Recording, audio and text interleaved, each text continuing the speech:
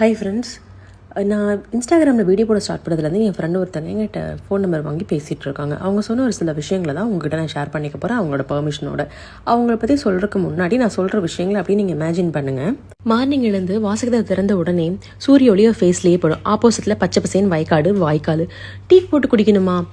கறவை மாடு இருக்க டைரெக்டாக பால் கறந்து டீ போட்டு குடிக்கலாம். சமைக்கணுமா? ஃப்ரெஷ்ஷான காய்கறி எந்த ஃபர்டிலைசர் பெஸ்டிசைடும் போடாமல் அவள் தோட்டத்திலேயே விளைவிக்கிறா.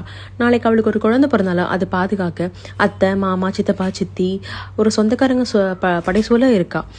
நெக்ஸ்ட்டு வருமானத்துக்கு கலப்பு பண்ணையம் அப்படின்னு சொல்லக்கூடிய ஆடு, மாடு, வாத்துக்கோழி எல்லாம் வளர்த்திட்டு இருக்கா. இப்படி ஒரு பிளஸ்டான லைஃபை வாழ்ந்துட்டே அவள் லைஃப் மேலே கோச்சுக்கிறா. என்ன அப்படின்னா, உனக்கு என்னம்மா நீ வெளிநாட்டில் வாழ்ந்துட்டு இருக்க, டிஷர்ட் ஜீன்ஸ் போட்டு சுற்றிட்டு இருக்கே அப்படின்னு சொல்லி சொன்னான். அவள் லைஃப் கோச்சிக்கிற காரணம் ஒரு வெஸ்டர்ன் வேர் போட்டுக்க முடியல அப்படிங்கிறதுனால. இதை நம்ம டீப்பாக திங்க் பண்ணோம்னா, நம்ம ஃபேமிலிக்குள்ளே ஒரு வெஸ்டர்ன் வேரை போட்டு கூட அலோவ் பண்ண மாட்டேங்கிறாங்க நிறைய ஃபேமிலிஸில். அதுதான் உண்மை.